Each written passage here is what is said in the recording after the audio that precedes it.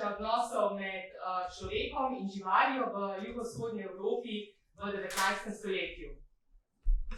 Radina Vučetić je profesorica na oddelku za zgodovino Filozofske fakultete Univerze v Beogradu ter vodja Centra za ameriške študije na istem oddelku. Med njenimi publikacijami, številnimi publikacijami bi omenila knjigo Coca-Cola socializem, amerikanizacija jugoslovenske popularne kulture 60. godina 20. veka, ki je najprej šla v srbščini, nato pa leta 2018 v angleškem prevodu pri Central European University Press. In njena zadnja knjiga je šla letos z naslovom Nevidljivi neprijatelj Variola Vera, ki obravnava fenomen epidemije črnih koz v Jugoslaviji leta 1972. In danes vam bosta Ruža in Radina predstavili zbornik Brotherhood and Unity, at the Kitchen Table, Food in Socialist Jugoslavia,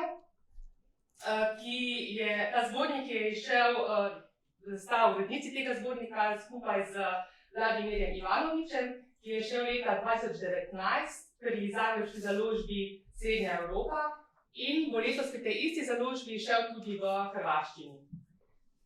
No, pri predstavitvi zbornika se bova pridružila kot gosta te predstavitve tudi skupaj z Jernejem Nekožem z Inštituta za slovensko izseljenstvo in migracije pri ZRC SAZU, ampak najprej predajam besedo Ruži in Radini. Kaj nam nudi jugoslovanska kuhinja, prosim. Hvala puno, Ana. Hvala puno Inštitutu za novejšu zgodovinu na pozivu i svima vama u publici koji ste danas došli, a i vama preko Zooma. Veliko hvala i dobrodošlica i našem sušefu, tako reko Jerneju, koji se ovdje pridružio. Pa evo, mi smo mislili da ovo bude jedan opušteni razgovor. Znači, ne očekuje vas sada jedno predavanje, nego više jedan razgovor o zborniku. I za početak bismo krenuli kao jedan mali appetizer sa nekim lijepim slikama. Nadam se da ste doručkovali dobro.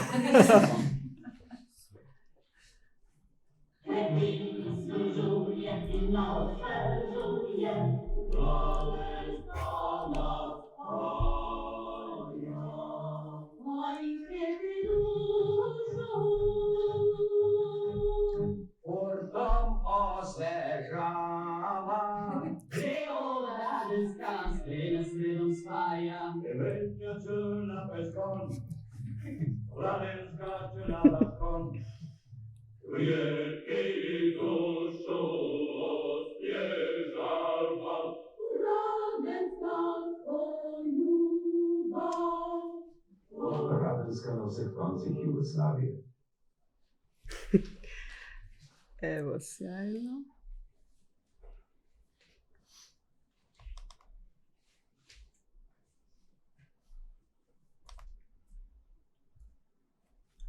Evo, odlično. Znači, vidjeli ste kako Radenska spaja sve narodi i narodnosti Jugoslavije, tako ćemo i mi pokušati dati neki best of našeg menija što smo spremili u ovom zborniku. Vidjet ćete ovdje, kratko idu neke slike, pa se možemo tu i nadovezati na neke teme.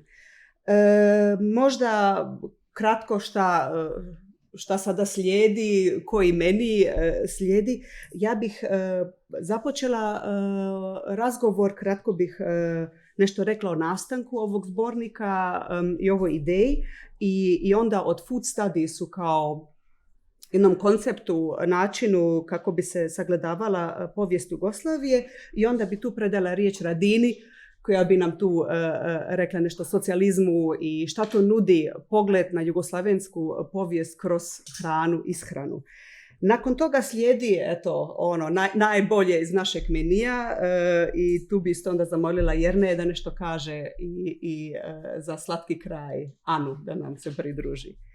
Eto, sjajno. Znači, pa na početku bijaše ćevap. Tako je to da često bude.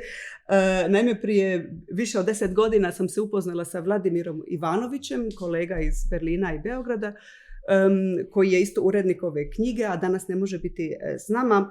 I krenuo je razgovor gdje se mogu pojesti najbolji ćevapi. Budući da je ono vrijeme radio temu gastarbajterske migracije u Beču, I tako je krenulo to u Berlinu, u Beču. A moj otac je, vidjet ćete ga isto, nakon Tita doći će jedna slika, ubacila sam i njega, ne znam da li mu je baš drago, ali nema veze, jedna slika njega ispred njegove čevapdžinice u Berlin-Kreuzbergu 70. godina. I mi smo mislili, pa slušaj, ipak je to zaista zanimljivo kako to gastarbeiteri, znači radnici iz Jugoslavije, iz jedne socijalističke države, dolaze na zapad i otvaraju restorane, znači na kapitalističkom zapadu, i tu su pouzetnici. Jel da? I to je bila nekako taj nukleus te naše ideje, ajmo se mi baviti ćevapima i kruškovcem i ovim Balkan grilovima na zapadu. I iz toga je krenuo jedan projekt koji je to mnogo godina financirala njemačka razmjena, služba za akademsku razmjenu, DAAD, od 2013. do 2020. Onda je došla korona pa nas je malo pomela.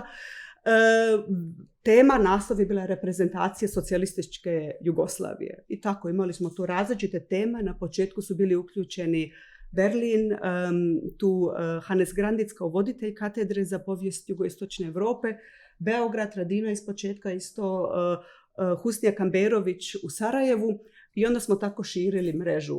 Kopar, tu su Jure Ramšak i Borut Klabjan, Pula, Igor Duda i njegov centar, Skopje, Petar Todorov, Darko Stojanov, Zagreb, Branimir Janković. Mislim da sam ih sad sve okupila. To je bila ta mreža. A zbornik je plod te naše suradnje između ostalog i mi smo u te zbornike uključili ne samo kolege iz te mreže, nego izvan mreže koji su sa svojom ekspertizom kao sušefovi dopunili ovaj naš zbornik. Eto, kao što je Ana sada već rekla, zbornik je krajem 2019. izašao, onda smo planirali 20. veliku turneju. Ja znam da si ti meni nešto pričala ispred muzeja Jugoslavije. Mi smo zamislili muzej Jugoslavije, crveni kiosk, veliki događaj i počela je korona. Sad možda postoji šansa da u septembru uradimo tako nešto, jer zapravo mi 2 godine kasnije krećemo u promociju ove knjige, ali s obzirom da će sad izaći i hrvatsko izdanje, onda mislimo da nije loš tajming. Da, nije prekasno. Tako da, evo, zaista mi je drago da je ovo prvi, krećemo s ovom gastronomskom turnejom ovdje u Ljubljani. Sjajno, hvala vam puno. Znači, toliko možda za početak o nastanku našeg zbornika. A zašto prehrana? Zašto food studies? I jedno geslo ili jedna ideja koja nas je vodila je to da je hrana, kao što je Marcel Mauss rekao, totalni socijalni fenomen. Znači, to je nešto što nije samo egzistencijalno pitanje, svi mi jedemo i svi mi biramo isto šta ćemo jesti i to neku vrstu određuje isto naš identitet. Hrana je multisenzoričko iskustvo i ne samo to, nego jedan od glavnih izraza kulture koja je povezana sa emocijama, sa sjećanjima, sa identitetima i tako dalje. A za nas hrana nije samo to, hrana je za nas i prizma kroz koju sagledavamo socijalne, političke, ekonomske, kulturne procese u SFRJ. I tu bi možda sada Radina tebi dala riječ da nam malo kažeš kako smo mi to zamislili, hvala. Socijalizam i hrana. Hvala. Pa ja bih se dodala ono što je Ruža već nagovestila pričom o našem projektu koji traje od 2013. godine i sad već imamo, mislim, 3 različita zbornika, ali kako to već ide u tim zajedničkim skupovima koje smo imali, i to je divno što smo ih imali zaista od Vardara pa do Triglava i u Berlinu, a mi smo uvek jeli. I to je nešto što se valjda podrazumeva, ali smo onda počeli da razgovaramo i malo ozbiljnije o hrani i tokom naših razgovora i rada na ovoj knjizi, ali sada kada imamo tu knjigu pred sobom, definitivno je da ovo nije samo knjiga o hrani o socijalističkoj Jugoslaviji, ovo je zapravo još jedna knjiga o Jugoslaviji. Jer do čega smo mi dolazili u našem radu i šta je sve zapravo u ovoj knjizi?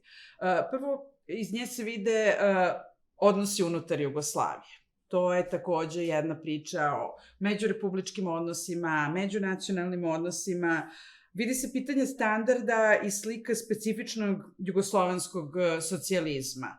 Vidi se kako kroz koje sve faze prošla Jugoslavija. Kakva je to Jugoslavija bila 50. godina kada je vreme nestašica, bonova, UNRInih paketa pomoći, kakva je Jugoslavija recimo 60. i 70. kad kreće taj vrhunac tog potrošačkog društva jugoslovenskog, kakva je Jugoslavija 80. sa tim krizama.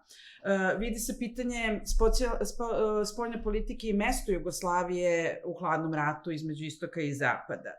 Vidi se pitanje te klasne jednakosti, jer pored bratstva i jedinstva koje smo mi razmatrali, imali ga ili nemali ga na kuhinskom stolu, i pitanje svi su ljudi jednaki, jer u socijalizmu vidi se i po hrani da nisu baš svi bili tako jednaki, da na jedan način se jelo u radničkim menzama ili školskim kantinama, a na drugi način po luksuznim hotelima, restoranima i tako dalje.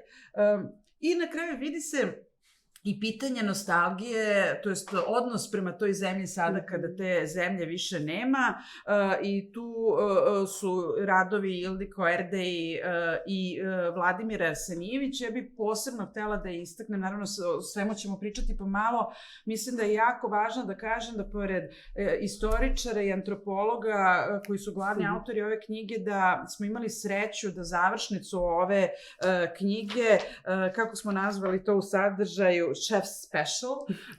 Vladimir Arsenijević je srpski pisac, u stvari on bi uvek rekao jugoslovenski pisac, jako značajan u Srbiji, dobitnik Jeninove nagrade, što je najznačajnija nagrada za književnost u Srbiji. Ono što bih ja htela da kažem, mislim da je trenutak da kažem, jako je važan. Vlada je zadnja 3 dana prešao 2000 km noseći pomoć Ukrajini, trenutno je u Harkovu, juče su prošli kroz granatiranja u Kijevu, odneli su respiratore, i sve su to vozili bez prestanka i sad treba da se vrati odatle. On je napisao za ovu knjigu jedno fantastično sećanje, sentimentalno, ne samo na jela, gotova jela 29. novembra iz Subotice, nego i uopšte na to šta je značilo jesti u jednoj prosečnoj jugoslovenskoj porodici. Ali evo šta smo mi tu, šta se iz svega ovoga vidi? Vidi se i kada uopšte postavimo to pitanje bratstva i jedinstva na kuhinskom stolu, pa da li je bilo tog bratstva ili jedinstva i da li možemo da pričamo, mislim sada u jednom razgovoru sa novinarom slovenačkim, to pitanje, pa da li je bilo jugoslovenske kuhinje? Bavili smo se time. Da li se htelo da se napravi jedna jugoslovenska kuhinja, i istraživanja Wendy Bracewella i naša pokazuju da je zapravo bila ideja pokazati različitost. Jedinstvo te različitosti, da su građani Jugoslavije uživali i u ćevapima, i kranjskoj kobasici, i dalmatinskim vinima, i prebrancu, makedonskom ajvaru i tako dalje, ali smo preispitivali to pitanje jugoslovenskog identiteta i nacionalnih identiteta kroz hranu. Takođe se jasno vidi ta jugoslovenska pozicija u hladnom ratu, jer to obilje, i kad vi gledate kroz različite tekstove u ovoj knjizi, kako dolazi espresso kafa, pa prve pizzerije, pa špagete, pa McDonald's i tako dalje, jasno je da se ta zemlja razlikovala od ostatka zemalja iz istočnog bloka, koje pre svega su odlikovale nestašice, a ovde vi kad pogledate neke tekstove, vi vidite Jaffa Pomoranđe, pa da, zahvaljujući i pokretu nesvrstanih, i sav taj upliv i amerikanizacija i westernizacija kao deo i jugoslovenske spoljnopolitičke pozicije, ali i kao deo globalnih trendova. I ostaje tu jedno pitanje, mislim, možemo i razgovarati posle o tome što je bilo neko suštinsko pitanje, da li je hrana u Jugoslaviji spajala i razdvajala. I tu je jako zanimljiv tekst Nemanje Radonjića koji se zove Disunity, ali ovo dis je u zagradi, Disunity in Eating, Brotherhood and Drinking. Da se ispostavlja da možda su bile tako posebne nacionalne kuhinje koje su činile sve zajedno jugoslovensku nacionalnu kuhinju ili nadnacionalnu, ali ono što je ipak bilo, oko čega nije postojala podela, to je bila šljivovica. I radenska. Radenska i zapravo turska kafa. kafa, pogotovo jer ipak ta dominacija espresso kafe ili pitanje da li još uvek dominacija kreće negde 80. godina. U tom pitanju da li hrana spaja ili razdvaja, to je zaista bilo važno, pogotovo s obzirom na raspad zemlje, na 90. i meni je negde polazište, za to bio jedan odličan dokumentarni film bugarske rediteljke Andreje Peve, čija je ovo pesma, gde u kafani u Istanbulu divno društvo sedi iz Turske, Srbije, Makedonije, Albanije, Crne Gore, ne znam da sam nekog preskočila, Grčke, i kreće svađa kad čuju jednu pesmu kafansku, umesto se obraduju što svi čuju prepoznatljiv zvuk, oni svi kreću svađu čija je ovo pesma. I svađajući se oko toga da li je srpska, da li je makedonska, da li je grčka, turska i tako dalje. I bile su mi zanimljive i te debate koje se recimo danas još uvek vode zvanično između Slovenije i Hrvatske, ko će da zaštiti čvarke, čiji su čvarci, pa čiji je ajvar, čiji su ćevapi i tako dalje. I mislim da to otvara sve jako dobra pitanja za dalje preispitivanje ove teme. Ja sam baš rekla juče Ruži, kad smo sele u slovensku hišu i bilo je jako zanimljivo, pošto pre što smo otvorile kartu pića, ja sam rekla mi treba da nastavimo ovu temu i meni se jako radi pitanje kafe mnogo dublje i onda vidim u meniju nešto što se zove Cankarjeva kava u kavniku. I ja pozovem, kažem, prostite, možete mi kažete šta je Cankarjeva kava u kavniku? Kažem, ma to vam je turska kafa. I to je apsolutno fenomenalno i to je samo pokazatelj koliko još ima tema koje zaslužuju istraživanja i razgovore, a pogotovo što bavljanje ovim temama je jako ugodno jer nije samo misliti o hrani, nego jesti i hranu. Tako da ja bih sad završila ovaj deo, posle ću se vratiti na još nešto baš o ovom odnosu odnosu prema zapadu, pre svega kroz hranu, ali sad da se vratimo opet Ruži i njenim kuvarima. Da. Evo taman ti ide. Evo upravo ide, sad će ići. Evo Tito upravo kuha i sad će iduća slika, vidjet ćete Titov kuvar. Ok, sjajno. Da, evo sad bismo kratko dali još neki best of iz menija. Ja sam se bavila kuharicama ili kuvarima i upravo tom pitanju, pa šta se piše u tim kuharicama, postoji li jugoslavenska kuhinja i ako da, šta bi to bilo? I meni je tu kao povjesničarki najzanimljivije bilo zapravo vidjeti kakvi su to izvori, kako koristiti kuhare kao povijesni izvori. Ja mislim da su sjajni izvori. Jer to nisu samo mnemonički, didaktički, normativni tekstovi. Vi tu možete puno vidjeti i o pitanju spolova, gender regimes, socijalnoj hijerarhiji, kako to žena mora biti. Žena domaćica ili žena radnica, domaćica, supruga i što li već sve mora biti. To su uz na primjer reklame i recepte. Možete vidjeti, to je indikator zapravo za socijalno i ekonomska, za socijalna ekonomska dostignuća tog jednog društva. Postoje li tu, na primjer, ti si već rekla, znači, neki recepti sa ananasom, recepti sa tim jafa narančama. Šta se tu koristi? Onda, na primjer, tu smo već rekli za Vladimira Arsenijevića, koji su to proizvodi koji se reklamiraju. I naravno, to su isto, to je još mnogo više. Mislim, kuharice, to su i knjige fantazija, šta sve može biti, šta se može napraviti. To je bife jedan, pogotovo u vremenima odskudica, jel da? I vrlo osobni artefakti koji se u obitelji čuvaju i nasljeđuju i sa osobnim nekim napomenama. Tako da, a na kraju to su ogromni tiražni brojevi. Znači, ako vi želite veliku publiku, onda čitatelje, onda pišite kuharice, jer to su knjige koje se zaista prodavaju. Eto, sad, šta je to jugoslavenska kuhinja? Mislim, neko bi lako mogao reći, pa dobro, ako sad idemo o tome, to je nešto što su svi jeli ili ako sad to malo promijeni, morali jesti, onda bi neko rekao, pa dobro, to je ona hrana koja se služila u JNA. I izašao je zaista prije nekoliko godina kuhar jugoslavenske kuhinje JNA, pa to bi bila neka vrsta, to je to, jeli? Sad, Radina je već spomenula Wendy Bracewell, koja je tu isto bila neka, i njen članak o jugoslavenskoj kuhinji, koja je bila isto, zapravo inspiracija i za ovaj projekt. I ona tu govori o jednoj de facto cuisine koja postoji. A to su industrijski proizvodi. Evo sad je, mislim je već prošlo, znači kokta, ne znam šta imamo još, vegeta i sve ti drugi proizvodi jugoslavenske prehrambene industrije za koje se sada naravno vežu isto nostalgični osjećaj. Ja bi tu dodala da je postojalo nešto kao neki svakidašnji kulinarski jugoslavizam, da kažem tako, a to je to zajedničko prehrambeno iskustvo.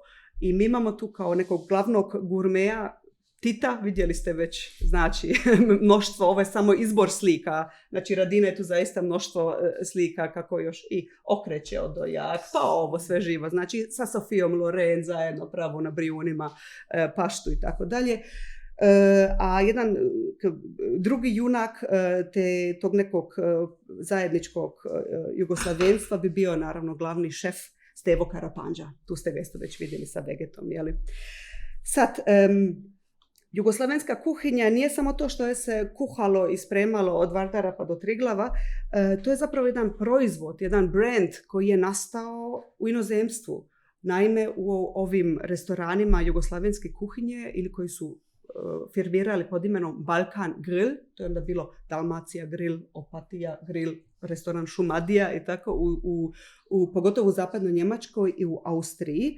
I tu bih spomenula tekst našeg suurednika Vladimira Ivanovića u našem zborniku koji je tu ušao u tu tematiku, vodio intervjue sa vlasnicima restorana.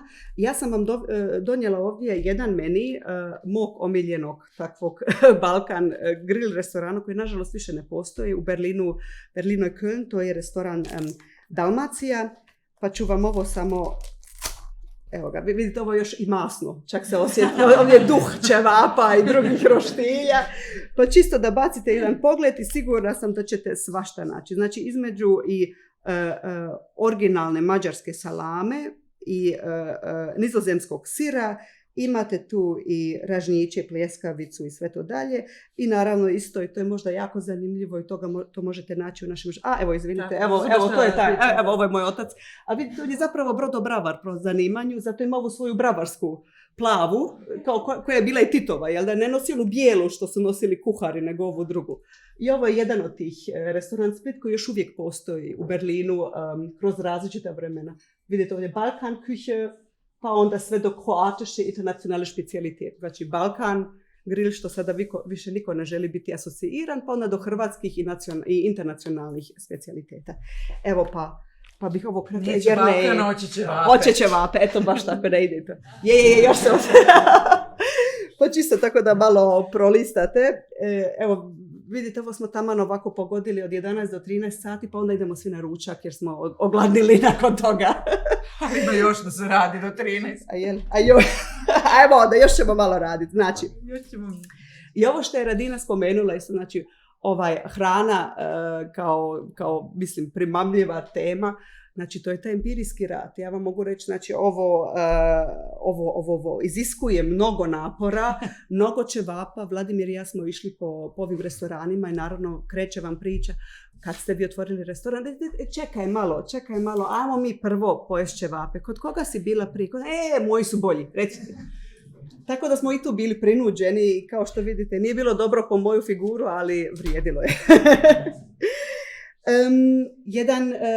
Jedan drugi tekst u našem zborniku, to je zapravo jedan kratak appetizer koji je napisao Hannes Grantitz kao voditelj cijele te mreže. Ja mislim da je se on tu isto jedno jako važno pitanje dotakao, to je ono generacijsko pitanje. Znači, pisati o hrani, znači istovremeno i pisati o nestašici hrane. Da, mi sada vidimo, ovdje ovaj best of, ovdje su proizvodi, ovo su 60. 70. kad je se moglo, kad je se imalo, jeli? Ali food history je isto povijest gladi.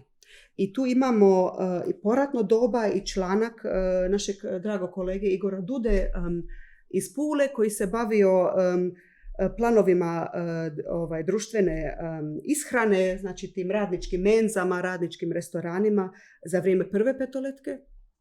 To nam je jedan vrlo važan tekst, a uz to ide i tekst Rory Archera koji je isto već bio ovdje na History on the Edge i Gorana Musića koji su se bavili upravo tom tematikom u kasnom socijalizmu. Znači 70-ih, 80-ih godina i kako se to promijenilo. Dok, evo, ne kruži još meni, nego Jernej je baš ušao u dubinu menija. Dok kruži ovaj meni, i to ćete tu vidjeti, imamo naravno kad govorimo o jugoslavenskoj kuhinji neka reprezentativna jela i to je Radina isto već spomenula. Znači ta jugoslavenska kuhinja je kuhinja reprezentacija.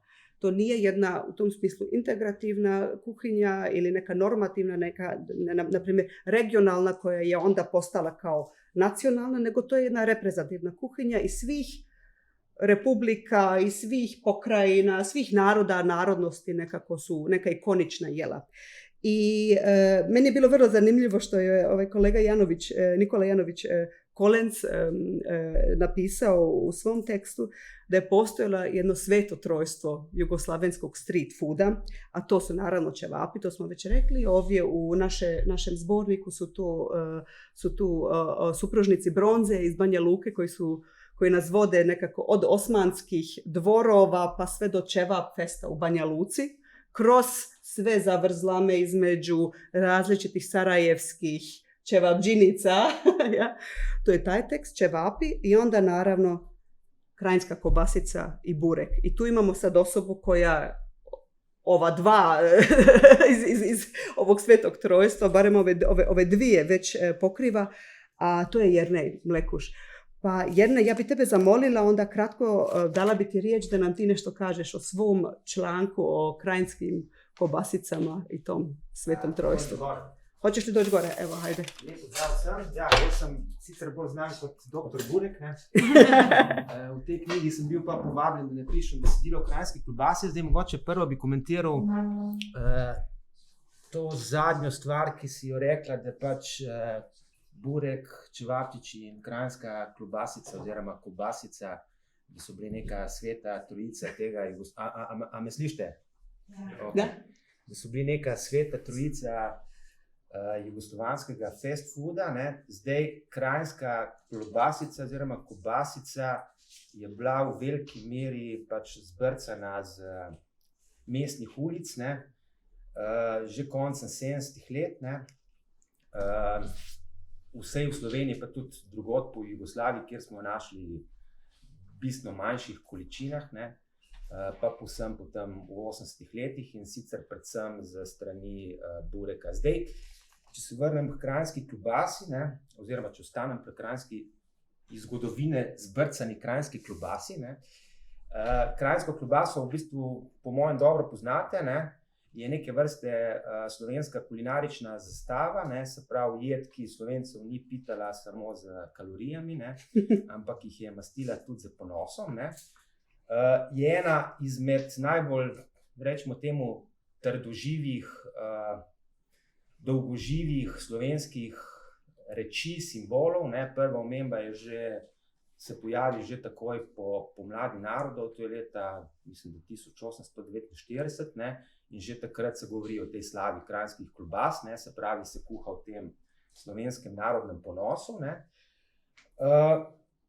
Vso to avstro-ogrsko oziroma avstrijsko-avstro-ogrsko obdobje med obema vojnama ohrani oziroma še, bom rekel, nakopiči ta, bom rekel, simbolni status in tako naprej. No, potem pa nastopi to obdobje socializma, o katerem jaz pišem v tej knjigi, ne. Zdaj, v tem času se pa zgodi neke vrste degradacija, ne, na tej, bom rekel, simbolni ravni, ne. Še vedno ostane, bom rekel, simbol za pač slovenski narod, če zelo poenostavim, ne. Ampak v bistveno manjši meri, ne, po drugi strani pa tudi izgubi ta prestižni status, postane neka zelo, bom rekel, banalna, vsakodnevna jed, ne, na ravni, kot sem prej omenil, bureka, ne, s tem, da je burek v 80 letih, kot sem že omenil, še zbrca iz slovenskih ulic, ne.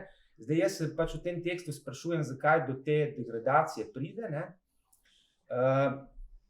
Zdaj, en razlog bi lahko bil ta, bom rekel, ideološki, ne, se pravi, kranjska klobasa je pač neka stvar iz preteklih časov, ne, ki jih je treba pozabiti, ne, socializem je bil usmerjen v pač prihodnost, v progres, ne, kranjska klobasa pa pač je bila stvar iz preteklih časov, ne.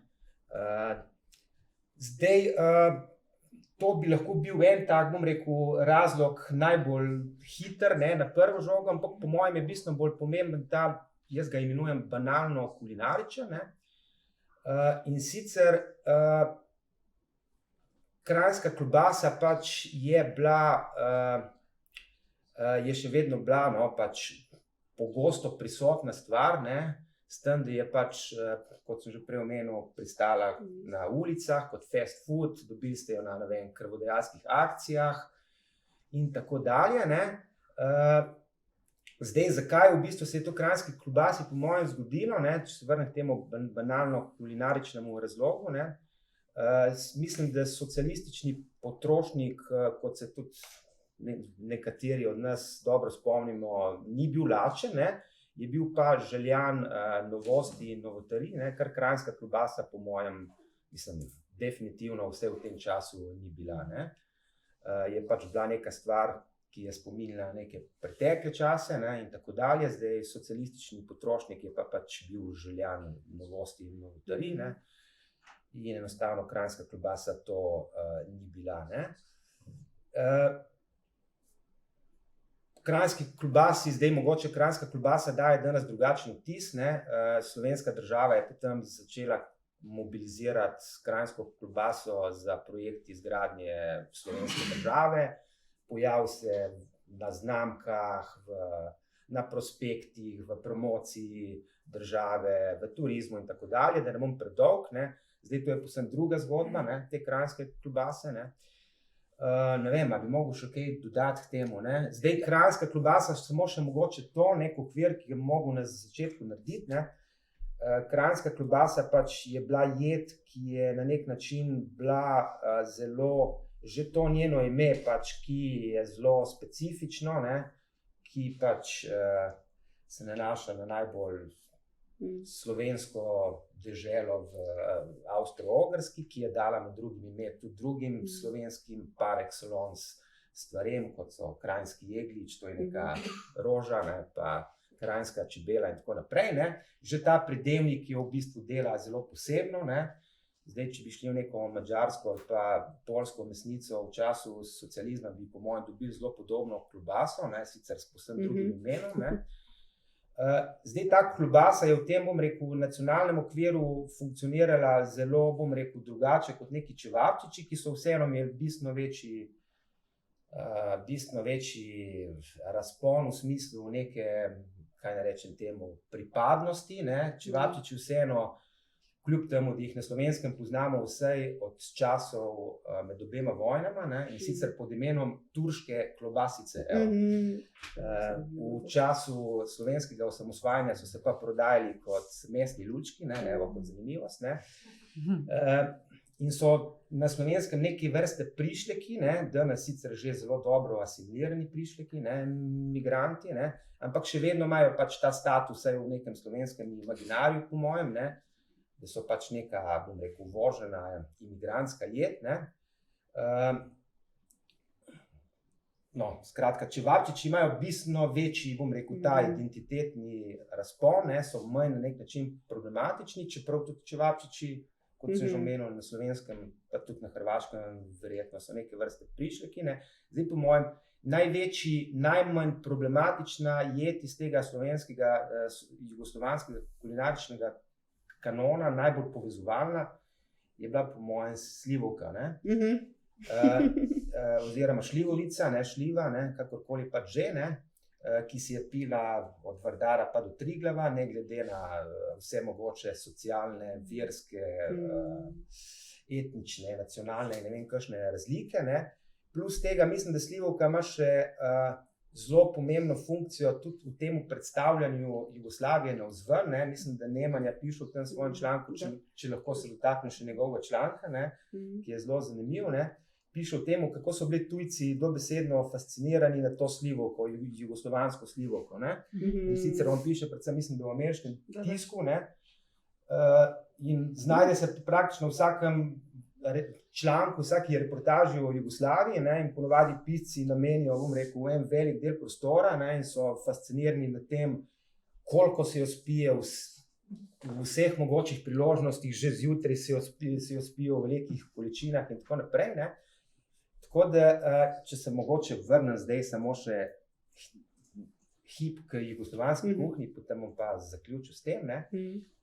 Zdaj po mojem, oziroma komentar k temu, kar si ti govorila, ne, zdaj po mojem en del te jugoslovanske kuhinje zelo pomemben, ni samo to v bistvu, ni samo pač tovariš Tito oziroma maršal Tito in te njegove reprezentacije in tako naprej, ampak je ta zelo banalen nacionalizem, banalni kulinarični nacionalizem, ne, ki se kaže na tej vsakodnevni ravni in sicer bom rekel v nekih vsakodnevnih stvareh, navadah, običajih, o tem, kaj ponudimo gostu, da se predstavljamo, ne vem, Jugoslovani kot gostoljubne, vedno je pač morala biti na mizi slivovka, če so prišli, ne vem, gosti iz tujine, pač si mogel skoraj ponuditi slivovko, do te neke, bom rekel, predstave o tem, da smo pač pivci slivovke, ne, Jugoslovani, ne, ki jo pijemo v velikih količinah, ne, že zjutraj jo lahko začnemo piti, brez kakršnih koli problemov in tako naprej. Tako da bom rekel, te vsakodnevne banalne stvari, ne samo, bom rekel, stvari, ki jih opazi oko, tudi stvari v bistvu, ki jih zavohamo, ne, ki jih pač, ki nas, to so ponovadi stvari, ki gremo v tujino in nas tu najbolj hitro zmotijo, ne, nek voj neke hrane ali pa če hrana ni pripravljena tako, kot smo navajeni doma. To je po mojem zelo pomemben del te, bom rekel, jugoslovanske kuhinje, ne, tega, jaz ga imenujem banalnega kulinaričnega nacionalizma, ne, in tudi o tem pišemo v tem. Da, upravo, da, hvala ti puno i sasvim se slažem. Zanimljivo mi je, znači, sad sam te samo spomenula kao doktora Bureka, profesora Kobasica, a ti se baviš isto šljivovicom. Ja, zdaj malo, znači, to zelo ležero. Habilitacija na to. A imat ćemo, evo sad ćemo... Emeritus šljiva. Emeritus šljiva, da. A Jugoslavia je Nadam se. najveći proizvođač šljivovice, mislim na svjetskom nivou, znači to je zaista, nije to bilo, nije to samo tako došlo. I ovo što si se dotakao isto, i to je vrlo zanimljivo, ta ekso i endo kuhinja, znači ono što ćemo predstaviti prema vani, ono što jedemo doma i to je to, slažem se, to je taj everyday culinary jugoslavizam, to što je se jelo. Sad bih dala Radini riječ, već smo spomenuli, evo, Jernej se radovezao i Nemanje, da ti daješ još neki best of iz tog dijela, a za slatki kraj nam ostaje Ana.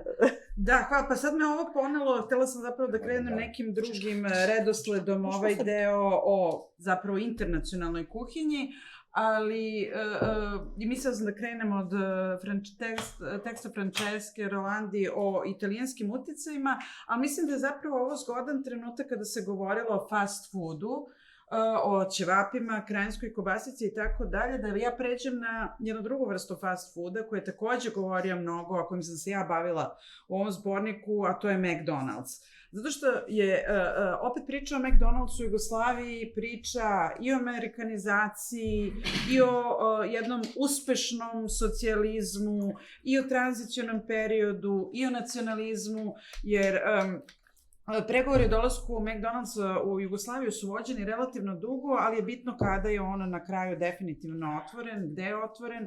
Otvoren je u Beogradu i otvoren je 1988. godine i to je opet zanimljiva priča kako se McDonald's negde uvek pojavljuje kao vesnik promena, pa je tako u Jugoslaviji otvoren 88. pred generalno pad komunizma, 90. u Moskvi, a 92. u Pekingu. I to je već znak kako, onako kao neka prethodnica dolazi McDonald's. I zaista je to 88. u Jugoslaviji značilo mnogo. Značilo je da je Jugoslavija prva od zemalja socijalističkih i sa socijalističkom ideologijom prihvatila McDonald's, mada je prosto fenomen amerikanizacije bio složen i dug u Jugoslaviji. Ali ono što se takođe vrlo brzo pokazalo, već negde 90. godine, da je McDonald's bio i pokazatelj nacionalizma, zato što su, na primer, navijači iz Srbije na fudbalskim utakmicama, ajde što su uzvikivali, mi imamo McDonald's, a gde je vama u utakmicama sa hrvatskim timovima, ili pak s Hajdukom, hamburger, cheeseburger, ketchup i pomfrit, mi imamo McDonald'sa, nema ga Split. Ili su, recimo, na onim tablama na autoputu Zagreb 440, kilometara bi stajalo McDonald's, u Zagrebu bi stajalo McDonald's 442 kilometara, tako da je to bilo, s jedne strane, vrlo već pokazivalo, može se govori i o analizi, tih međunacionalnih odnosa, kroz, s jedne strane, taj srpski ponos što ima McDonald's, a da drugi treba da zavide. Onda sam ja zapravo, kada se raspala zemlja, kroz McDonald's posmatrala i kako se u Srbiji menja odnos prema Americi. Da odjednom su ratovi 90-ih, a pogotovo bombardovanje 99. godine doveli do toga, do paljenja McDonald'sa, da su onda se dovijali radnici McDonald'sa, pa su stavljali na McDonald's šajkaču na ona zlatna slova M. A zanimljivo je što čuveni novinar Thomas Friedman ima tu teoriju, Golden Arches Theory, da dve zemlje koje imaju McDonald's nikad neće ratovati jedna protiv druge i on čovjek 99. objavi tu knjigu i krene bombardovanje i padne mu čitava teorija u vodu. I onda sam na kraju, imam deo od 2008. kada je priznato Kosovo i kada su ponovo u Beogradu paljeno, ne samo u Beogradu, u Srbiji paljeni McDonald'si, tako da je to jedna priča kroz koju se može videti taj kraj jedne ere u Jugoslaviji i tranzicija i sve ono što je došlo posle. Ono što bi takođe, da se ipak vratim na ove međunarodne uticaje, tu je zaista sjajan tekst Franceske Rolandi o tim kulinarskim uticajima, ali se i tu opet vidi razlika kako je sve, naravno, iz ti kulinarski uticaji iz Italije, kako su naravno prvo stizali u Sloveniju, pa onda u Hrvatsku i kako su lagano onda išli ka ostatku zemlje, ali i to opet videti kako već 50.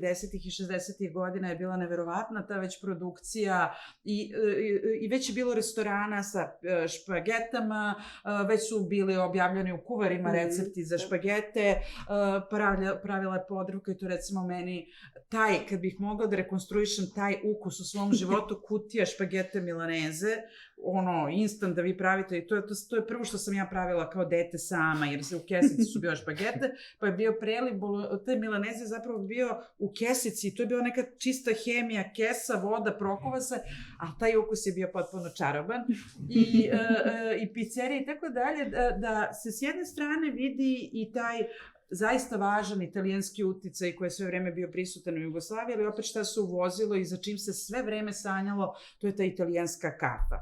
I neću mnogo, da bi ostavila i Ani prostor, neću, zato što je i Jernej već pomenuo tekst Nemanje Radonjića, ali je to zapravo sad jedna druga perspektiva o tome kako su jugoslovensku kuhinju videli Amerikanci, prvenstveno je rađena američkoj dnevnoj i nedeljnoj štampi, na National Geographicu, Time-u, Newsweeku, ali na različitoj dnevnoj štampi, gde takođe sve ovo što smo mi pokušala i nadam se pokazala u ovoj knjizi kroz sjajne tekstove naših kolega, to se vidi u tim tekstovima američkih novinara. Prvo se vide razlike istok-zapad unutar same Jugoslavije. Vide se razlike u različitim decenijama, 50. 60. 70. Ali ipak ono što se potencira i tu, a to je ta jedna opšta slika Jugoslavije od 50-ih, kada je već bilo jasno da je taj sukob sa Sovjetskim savezom definitivan.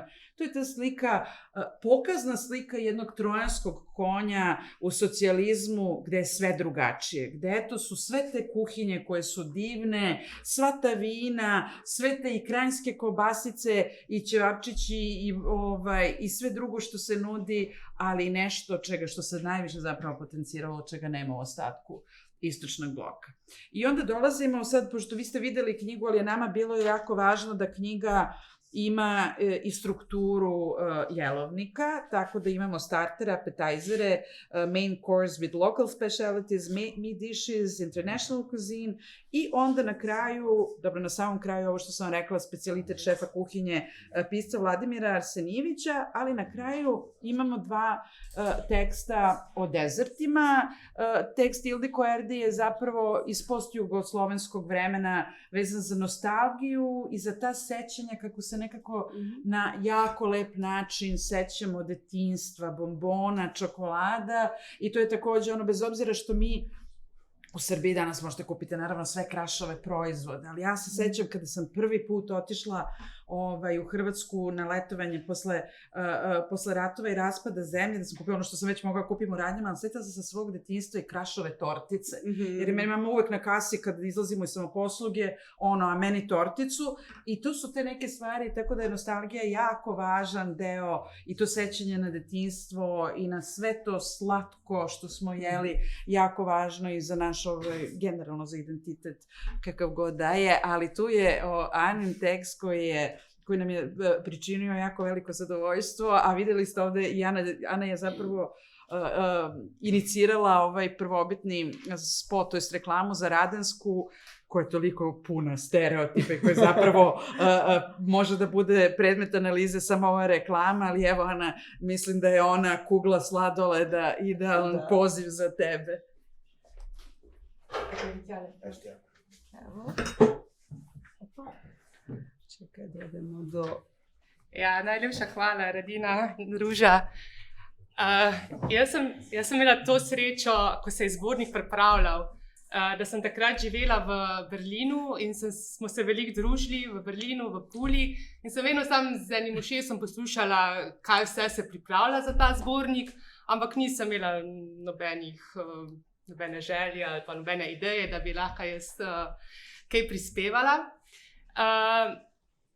No, potem pa, kot je Radina zdaj na koncu omenila, sem pa vseeno začela razmišljati o mojem otroštvu, o tem, kako smo hodili z sošolci v slaščičarno na sladoled, pa na razne slaščice, ki jih jaz takrat sploh nisem poznala. Namreč v slaščičarni Jagoda na Kardeljevem trgu v Velenju so prodajali slaščice, za katere sem šele potem, ko sem v odrasli dobi, ko sem šla prvič v Bosno, ugotovila, to je baklava, to je turški med, točno, ja, to so prodajali pri nas v Velenju. Ja, to je ta znana slaščičarna Jagoda na Kardeljevem trgu v Velenju. In potem sem se spomnila na to reklamo o Radenski in ja, kot smo videli, pač predstavljeni so vse republike in pokrajine v Jugoslaviji, vsi pojejo v svojem jeziku in Kosovo je predstavljeno z slaščičarji, z sladoledom, z krempito in jaz sem se spomnila, ja, seveda, ja, pač ogromno kioskov je bilo tudi v Velenju, pač to je res tak spomin na otroštvo. Recimo, ko sem prva leta osnovne šole, smo živeli v centru Velenja in na poti v šolo sem vedno šla mimo tega znanega rdečega kioska od Saše Mehtiga, arhitekta, in tam so prodajali hot dog in pomfri v škrniclu in to se je meni vedno zdelo, moram biti zelo pridna, da bom lahko spet šla na ta hot dog in to je glih tako v ameriških filmih. In potem smo se preselili in sem hodila v drugo osnovno šolo, ki je bila nova in postavljena v novi sosedski ki so jo zgradili konec 70-ih let. In tam je bil spet na poti v šolo kiosk, ampak v tem kiosku so prodajali krempite, baklave, razne krem, sladolede. Teda se mi je zdelo, da mogoče bi pa lahko kaj za ta zbornik napisala. In sem stopila v stik z vnukom tega slaščičarja, ki ga tle vidimo na sliki, z Menovom Sinanijem. In on me je potem v bistvu pač s njim pač prišla sem v stik z slaščičarjem, z njegovim dedkom, in sem ga obiskala na njegovem domu v Dobrem Dolu. To je naselje, vas pod Šar-planino v Makedoniji.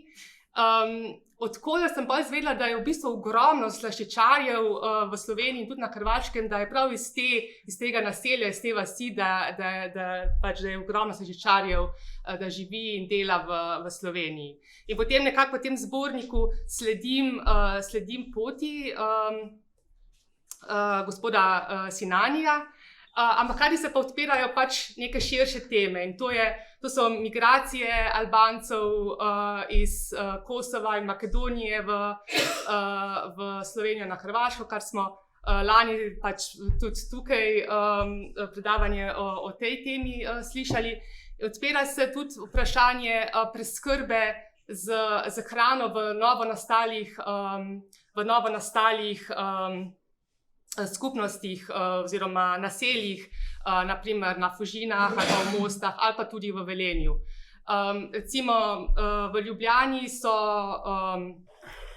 gospod Sinani je imel najprej svoj kiosk v Mostah in ga je najemal, oziroma od občine ga je najemal, in na občinski skupščini so prav, na občini Moste Polje so prav razpravljali, koliko kioskov potrebujejo, pač ker naselje je nastajalo, bili so tudi planirani, načrtovane trgovine, ampak niso jih mogli graditi tako hitro, kolikor je bila potreba. In v bistvu kioski so na nek način omogočali preskrbo oziroma ponujali preskrbo z prehrano, z sadjem, z zelenjavo in tako naprej. Potem tam prav odločajo na skupščini, mi potrebujemo toliko in toliko kioskov, za toliko in toliko časa jih bomo najemali. Za postavitev kioska je potrebna na področju, kjer je toliko in toliko ljudi, taka fluktuacija in tako naprej. No, potem pa se je gospod Sinani preselil v Velenje, pač kot tudi ostali, imel zelo tako podjetniško žilico. In v Velenju, naprimer, je že bila slaščičarna, tudi nekdo iz Dobrega Dola jo je odprl in se še danes imenuje Ohrid.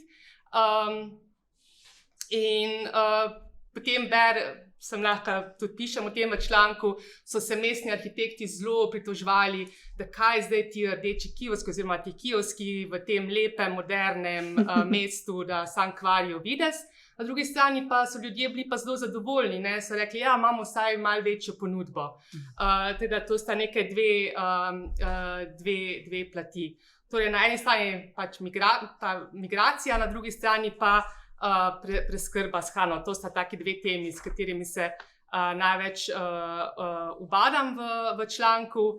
In pa ta fenomen Dobrega Dola, te vasi, ki ga je beograjska politika konec 70-ih let preimenovala v sladko selo, ker nekaj številk mogoče, približno 5000 ljudi je živelo v tej vasi in okrog 350 je bilo slaščičarjev, ki so prodajali slaščice v Sloveniji, največ v Sloveniji in na Hrvaškem. To na kratko. Da, sjajno. To je ovo što sam rekla, taj kraj zaista specijalitet šefa kuhinje. Zapravo to bi trebalo utvrditi. Vladimir je pisao o tome kako je izgledalo odrastanje u jednoj tipičnoj porodici gde su se selili Pula, zaboravila sam gde još, Beograd, zaposlena mama, zaposlen tata, kuvaju i mama i tata, ali kad su se pojavila ta jela, gotova jela 29. novembra iz Subotice, sa 29 jela. 29 jela je bilo u ponudi koje je 29 šefova spremalo za jel, da može da se jede. To je zaista jedna opet zanimljiva slika Jugoslavije, ali onda sam videla da i kod jedne ima posebna je firma isto pravila gotova jela, tako da pretpostavljam da je bilo širom Jugoslavije, jer su bile i krajinske kobasice, je li tako, kao gotovo jelo? Ja, v teh aluminijastih folijah. To je ista stvar. In to so bile zraven kranjske klobase je bil srpski fižol. To je fenomenalno, da. Tako da, Fusion food. To si vrtno smo pač ta vrelo vodo, da si za 5 minut odprl in to je to. I to je zaista bilo ovako, jedna neverovatna modernizacija kuhinje koja je olakšavala život ljudima, a s druge strane opet sa tim jakim simboličkim nabojem 29. novembra, Dana Republike. Eto, to je ono što smo mi sad za ovaj official deo misle da treba da je ovo neki način da predstavimo knjigu kako smo se našla Ruža, jer mi se zapravo od korone nismo, prosto korona nam je sve zaustavila i onda smo juče baš pričali o tome kako bi nam bilo žao da se zaustavimo ovde, da food studies su toliko zanimljive i toliko ima potencijala i toliko još ima tema koje mogu da se istražuju, da smo nekako vrlo, vrlo voljne da nađemo neki novi pravac, da širimo ove studije dalje u jugoslovenskom smislu, ali evo tu mislim da sad možemo ovaj neki ili vaša pitanja ili neformalni razgovor koji nekako uvek skrene naravno u razgovor o hrani, a pogotovo kad je ovo tema. Da. Evo, Jovana. Evo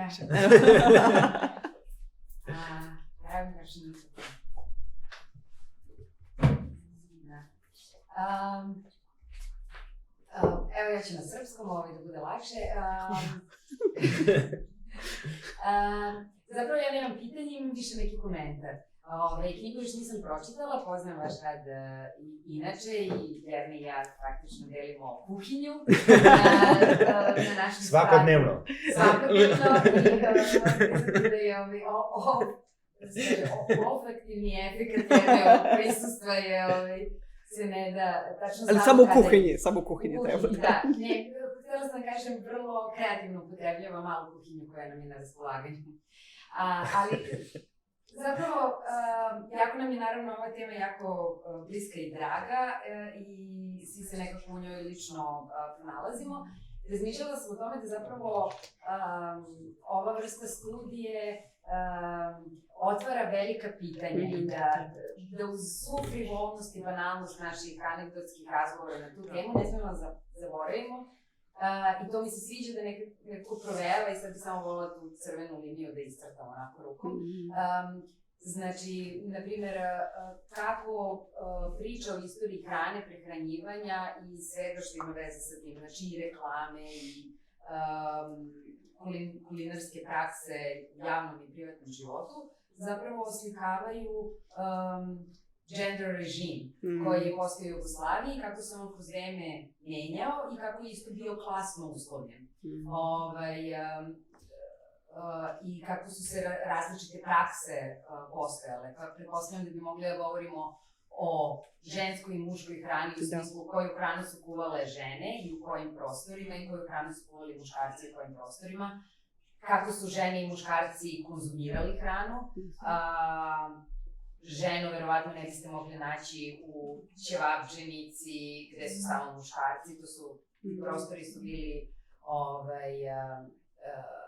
u različitim režimima rodnih uloga, ali to se nešto što se menjalo i nešto što se isto može naći kroz medijske predstave. Tako da to mi se sviđa, ne znam da li je jedan članak u vašoj knjizi. Nije, to je jako dobro, to je stvarno dobar predlog za ubuduće, zato što provejava činjenice da mogu da se izvuku različiti detalji na te teme, ali evo dobar predlog za ako budemo imali nastavak da se baš posebno naglasi ta perspektiva, jer zaista mislim da u velikoj meri ona zavisi ne samo od trenutka da li pričamo o 50. ili 80. godinama, nego zavisi od toga gde i zavisi od opet onog što stalno proveva, to je pitanje klase. Da. To je definitivno pitanje klase koje se vidi u dosta tekstova ovde, naročito kod Rorija Archera, i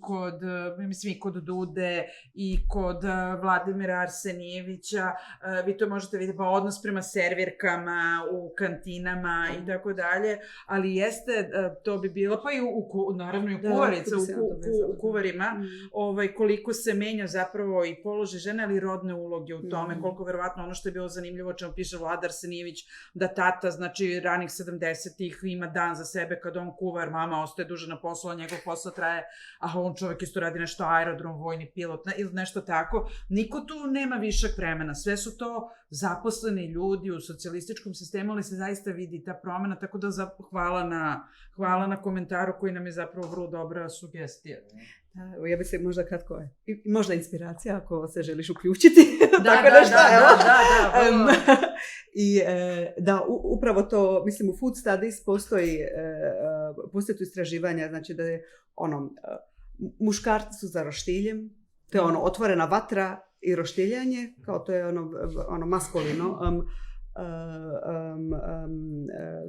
reprezentacija, a žene su onda, evo sad se idu ove koje u bukvarima žena kuva, a ovim kuharicama koje sam analizirala, zanimljivo je, nisu samo recepti zanimljivi su i predgovor i slike i karikature, ne karikature nego ilustracije. I tu, na primjer, imate, se može jako lijepo pratiti kroz različita izdanja Patinog. Znači Spasenija Pata Marković, on je veliki narodni kuvar i to je ne znam, nekoliko iz 30-ih pa sve do danas, vidite kako se mijenja to društvo. Na početku, znači, piše u 30. godinama ovo je kuharica koja je namijenjena ženama domaćicama. I nakon toga je to kuharica koja je namijenjena zaposlenim ženama, radnicama, kuharicama, domaćicama. Tako i sve više, još jedno na to. Znači, i tu se lijepo može pratiti kako se mijenja isto jezik i način, ne samo i priprema. Znači, na početku je to ne znam, uzete nešto i kuhate satima, znači žena, zaposlena žena u nekoj industriji ne može uopće, nema vremena do nas da tu satima nešto kuha, i poslije je onda 60. i 70. ekonomično, brzo, ali ipak nutritivno. Znači, dobro, jer ona je ipak brine o tome za novi naraštaj, ali isto za muža, da on ima sve da bi mogao stvarati jugoslavenski socijalizam. A u tim ilustracijama imam sad jednu koja mi je još na umu, nisam je, to ćemo još ubaciti u prezentaciju. Vidite, znači, muškarac ulazi u kuću onako sa aktovkom i on je ogromno nekako, dimenzije su sasvim promijenjene, znači on ulazi tamo i gladan je, već je nešto nervozan, a žena onako male, znači pola njegove visine, koja onako brzo nešto kuha, ali naravno sa štiklama. Za šport. Ili ipak mora ona biti lijepa, ili ne može sad. I znači to su, mislim da su, zato su ti kuhari sjajni izvori za te teme. Da. Samo da dodam još nešto što me inspirisalo, a što mislim da je važno pitanje kada govorimo o gender ulogama.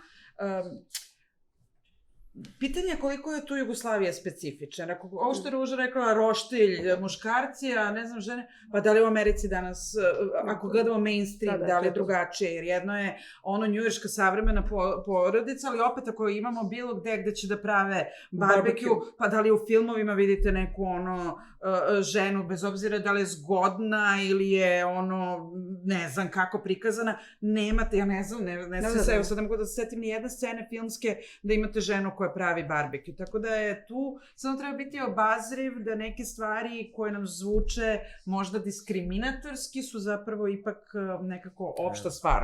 Da, i tu su Food Studies, naravno, to nije priča o Jugoslaviji kao nekoj posebno, zasebnoj, drugačijoj zemlji, nego to je priča o Jugoslaviji kao i svim drugim društvima, jer svi mi jedemo. Isto identiteti, rodne uloge, standard, razlike, da. Tako da ovdje je jedan globalni. Bojan Goreš, šalam se. Najprej bi se upravičil, če mogoče knjige nisem čisto natančno prebral, ampak obstaja tudi kot zanimivost, lahko povem, lahko je pa tudi izhodišče za čisto resno razpravo, Kranjski burek. To je bil produkt Žita, to je največja pekovska firma, mislim, da je zdaj v okviru Podravke, to ni zdaj pomembno, ki je vseboval, ki je burek, ki vsebuje kranjsko klobasa plus zelje.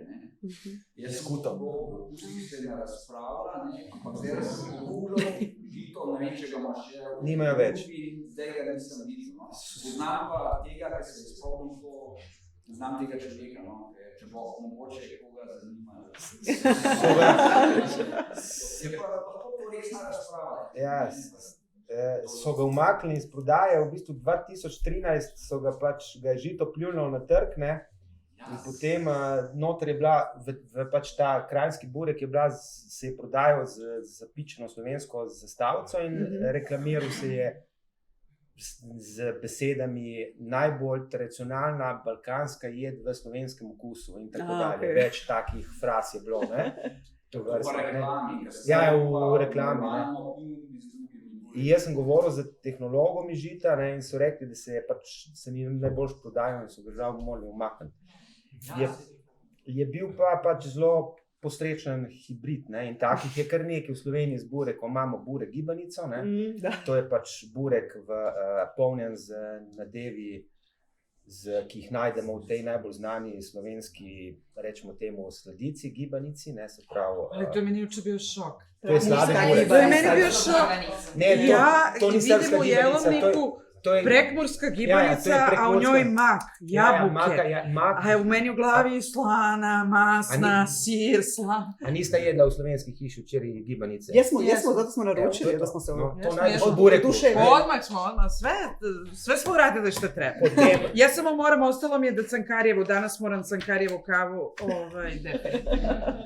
Potem imamo poliburek, ne, ki je pač burek polnjen z najbolj slovensko, tako se tudi reklamira, ne, salamo, ne, polisalamo, ne, ki se izvaža med drugim tudi na trgi bivše Jugoslavije, na Švedsko in tako dalje. Pica burek v bistvu naj bi bil slovenski izum, ne, oziroma izum. Ima, kod nas svi smo zgroženi. A v Bosanci najzgroženi. Bosanci, ki čuju pica burek. In sicer to naj bi bil izum slovenskih albanskih burekopekov. Jaz sem govoril s tem domnevnim izumiteljem, ki je hotel to stvar tudi patentirati, ne? Žal neuspešno, ne? In še kaj bi našli, no? Tako da tega je kar nekaj.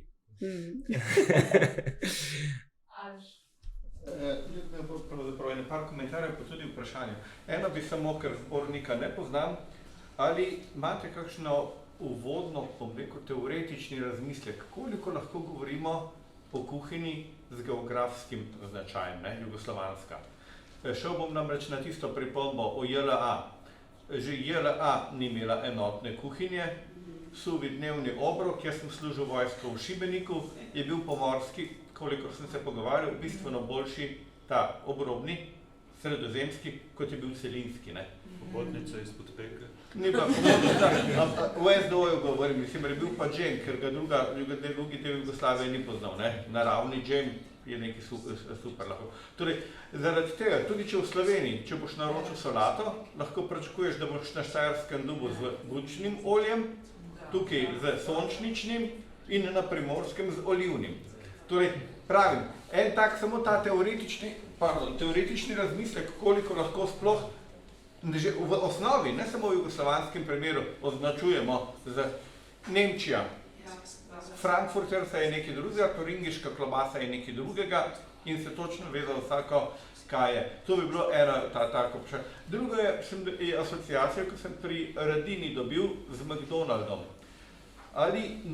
Kateri bi bil pravzaprav prvi primer, sem samo asociacijo premišljal, ta vpliv Zahoda. Torej, ali bi bilo mogoče na ta način, kje in kdaj začnejo prihajati pizzerije? Pizzerije v 70-ih letih so pač nekaj, mi seveda nismo spoznali italijanske pice, torej testo, na katerim je nekaj drobnega, ampak so kar tekmovale pice da boš mi nosiš. Torej nekaj takšnega, kar v Italiji nisi nikoli videl. Ne? In prvo pizzerijo, ki se ponaša v Ljubljani, sprvo so pred nekaj leti obnovili, ne?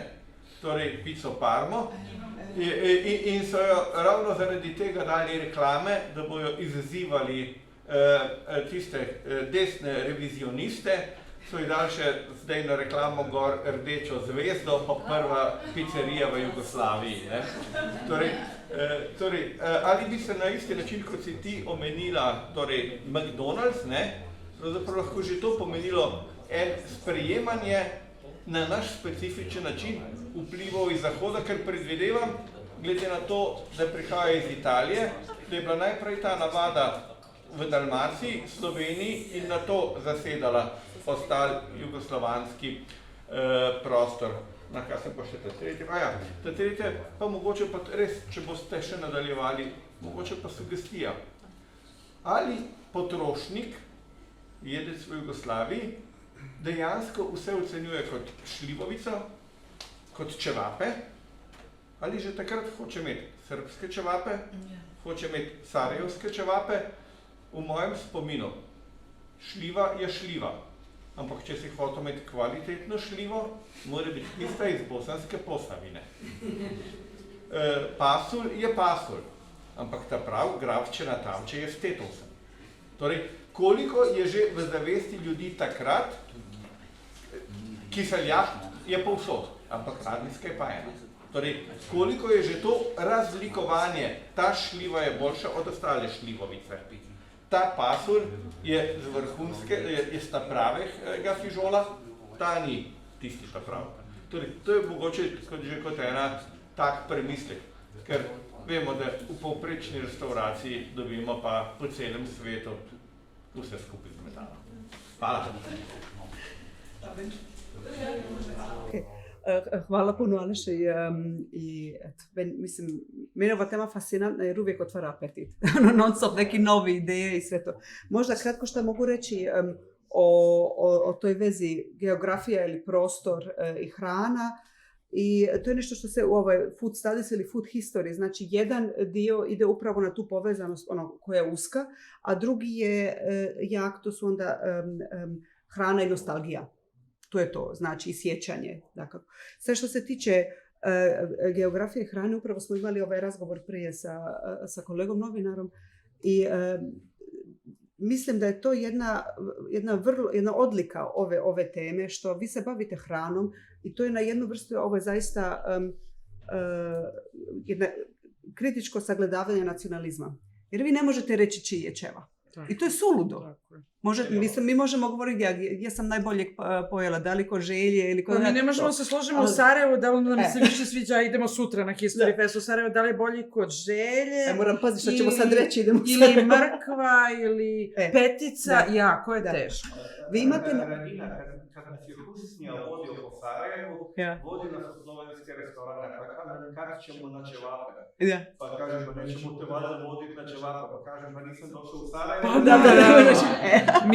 Mi već sutra, ja razmišljam divno, sledeći avion u 20 do 3, ostavimo stvari pravo na ćevape. Mislim, to nema, to je... Znači, upravo to je jedna u tom smislu je stvarno i kritika tih nacionalnih kontejnera, ali na drugoj strani naravno hrana je suštinski povezana sa geografijom, sa topografijom, sa onim šta raste na nekom tlu, sa utjecajima, tako da to igra ulogu gdje šljiva dobro raste i čačanka i sve to nije na Dalmatinskom kršu, nego je eto u Srbiji ipak.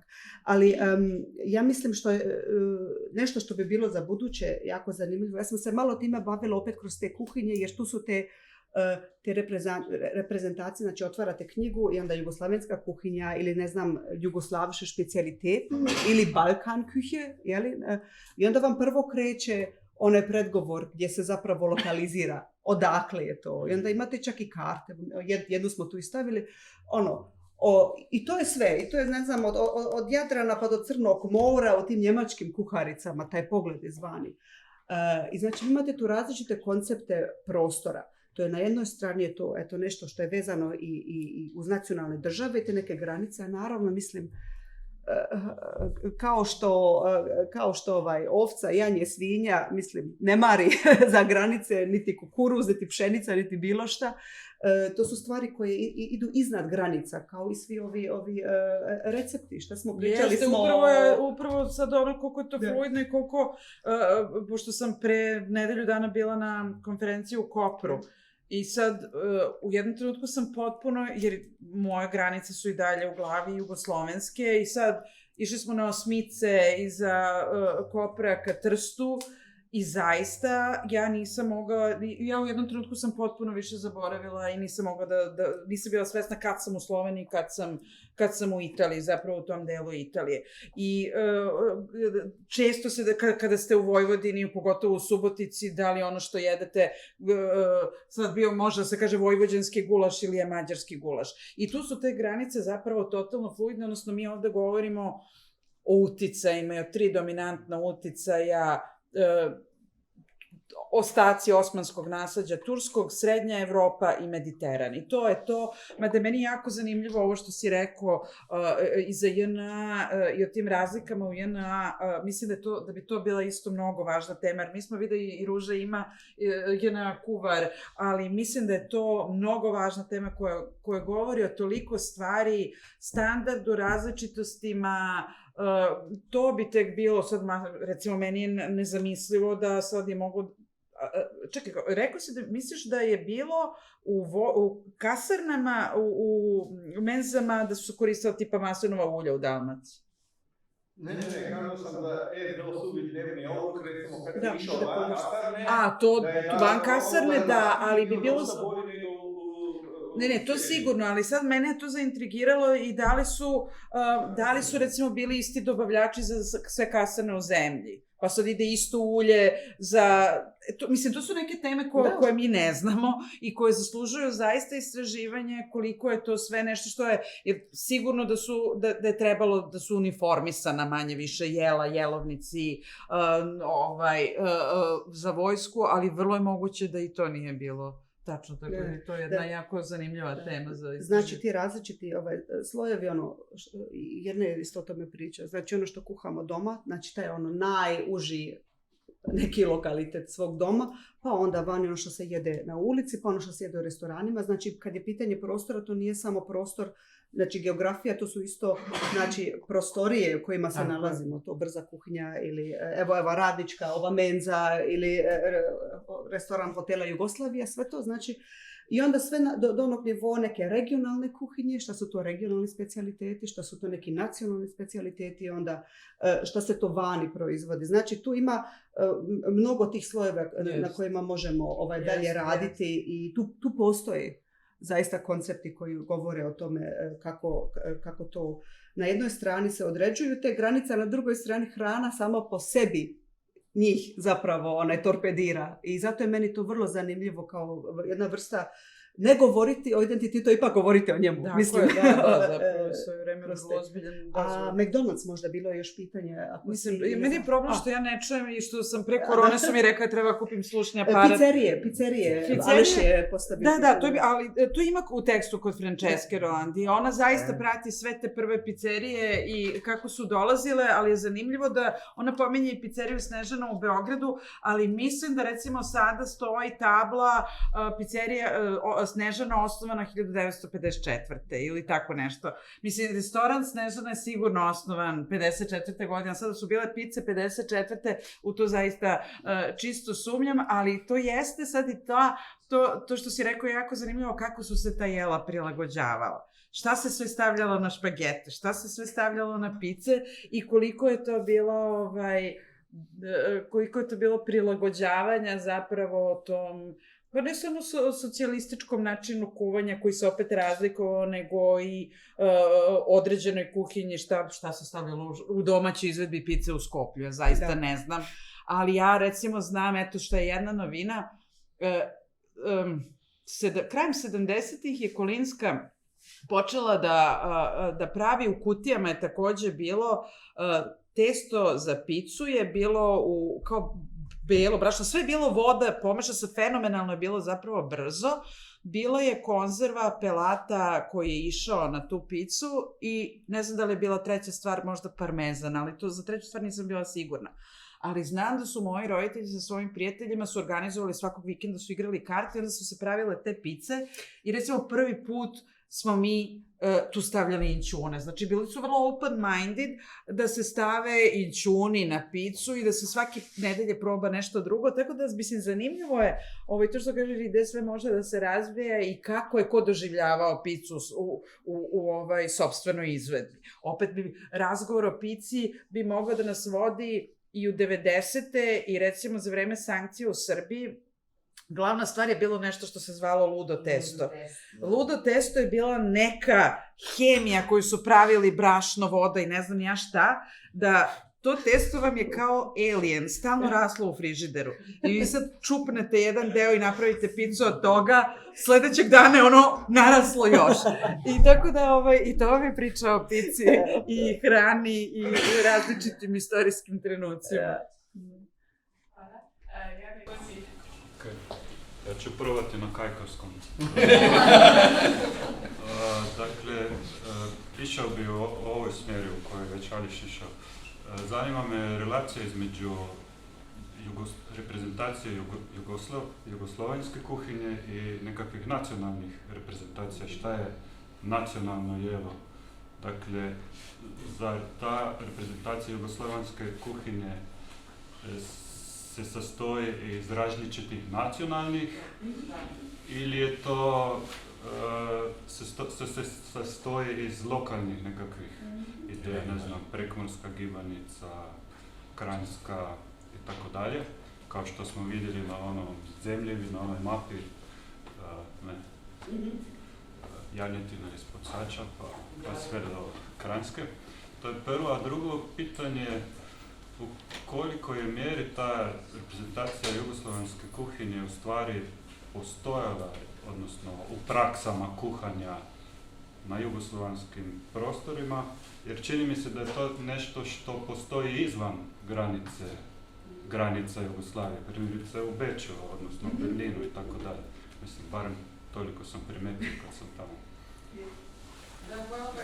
Ja ću samo reći, pa ću prepustiti Ruži, zašto mislim da ona dosta toga radila kroz kuvare, ali istraživanje Wendy Bracewell i Ružina i u nekoliko tekstovi i kod Nemanje se tu vidi da je zapravo u Jugoslaviji samoj jugoslovenska kuhinja bila nešto što je zbir različitih kuhinja. I divno je da pokažemo to bogatstvo različitosti.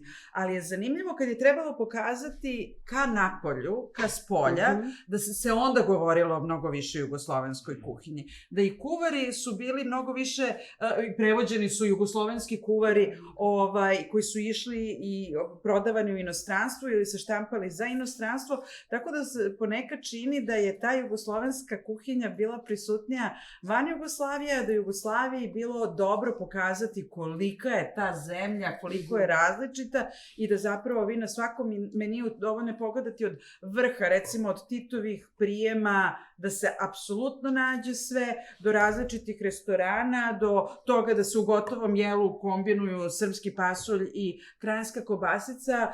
Upravo se išlo na to, ali ne da budu, to je bar moj utisak iz svih tekstova koje sam pročitala i svega što smo se bavili time, da nije bila poenta naglašavati razlike, da nije bilo da ko sad i, ne znam, na jugu Srbije jede kranjsku kobasicu, da sad kao, aha, to je ja sad jedem slovenačko. Ne, nego je prosto to usvojeno kao nešto što se podrazumeva, kao što sam ja celog života, krempita mi je bila bledska krempita. Iako sam tek otprilike kad se raspala Jugoslavija prvi put na Bledu jela krempitu.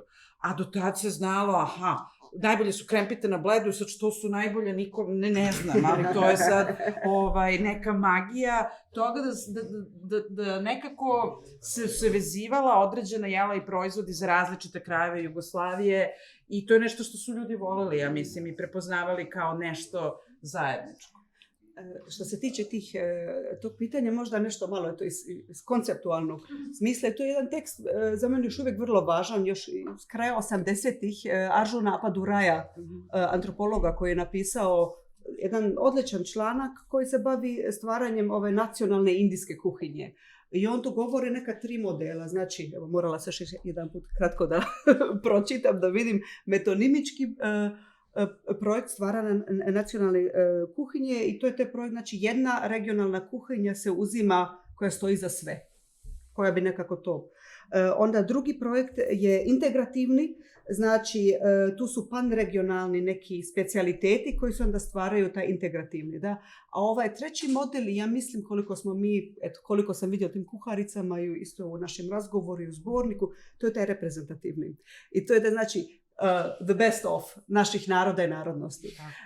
I to je taj, mislim, što je u duhu tog jugoslavenstva, onda u socijalističkoj Jugoslaviji poslije što je bilo.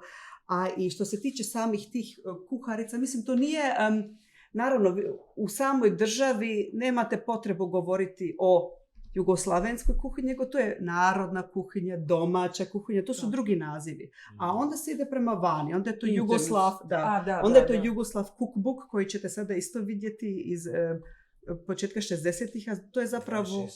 Molim? 62. Evo ga, ipak je on profesor za te stvari.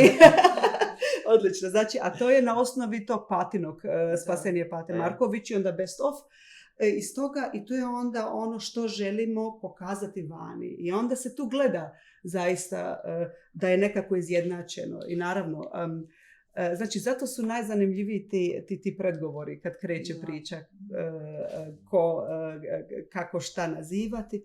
Ali što je svima zajednički, to je nekako jedna osnova koja je pogotovo u ovim bivšim austrougarskim pokrajinama, jasno, to je ta neka, znači taj ideal neke bečke kuhinje, znači ta neka građanska kuhinja i tu su oni glavna kuharica koja se do sada još i do danas izdaje je ta Prato, Katarine Prato Bevere iz 19. stoljeća polovicom i koja je onda korištena, na primjer, isto tu smo sad kod Ilira, ovo ilijski pokret, znači Deželić koji nju prevodi kako bi stvorio nazive na hrvatskom jeziku, znači na slavenskom jeziku, da ne bi bilo te njemačke. Znači tu smo, evo, i tu, pa to je to je food za svakog povjesničara kad to čuje. Tako da, i to možete onda dalje pratiti. Na to je način.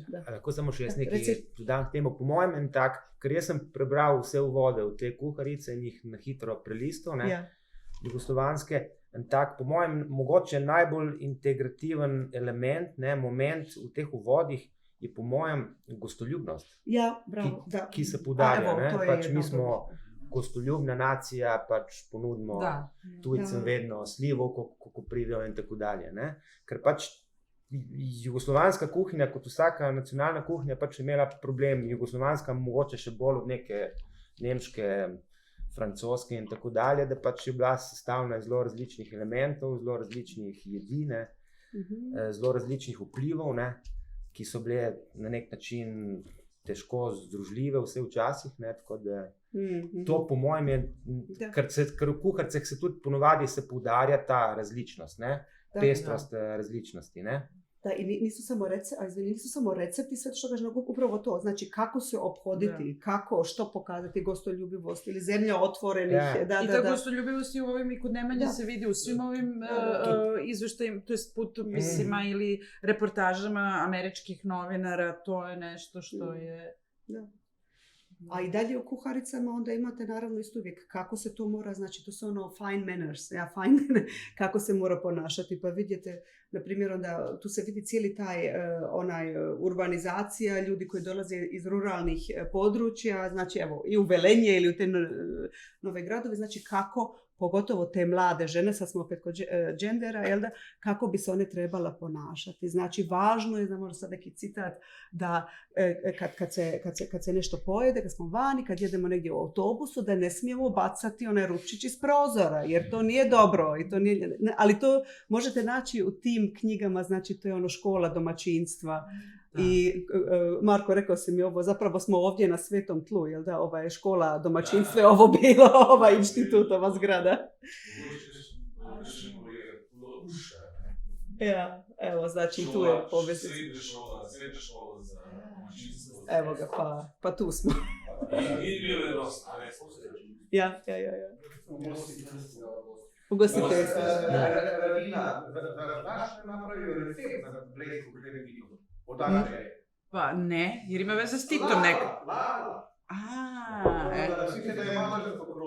Pa eto, kažem, to je toliko isprepletano, to je toliko komplikovano utvrditi da...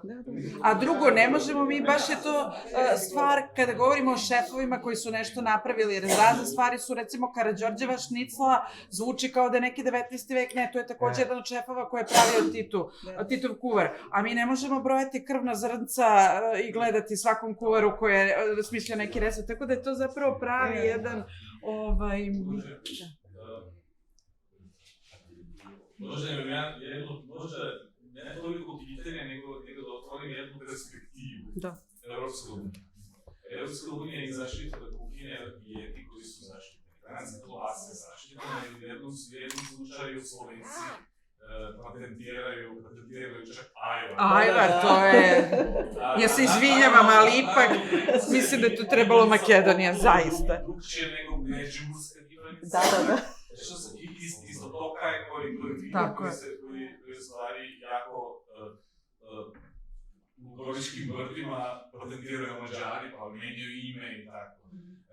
Mislim, ovo je jedna diskrepancija između ove Evropske unije koji je nekako ideja da sve nacionalne unije država, nacionalne zajednice nekako daju najbolje.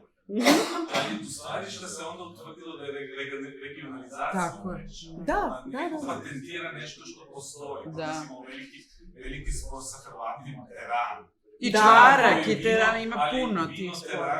Teran je samo, kolega koji iz ovih krajeva, je samo u jednom, slovenski Teran je samo u jednom geografskoj rezini, a grožđe je isto kao ono što u Istri. Pa to je to pitanje kao životinje, pa ne zna grožđe za granicu. Da.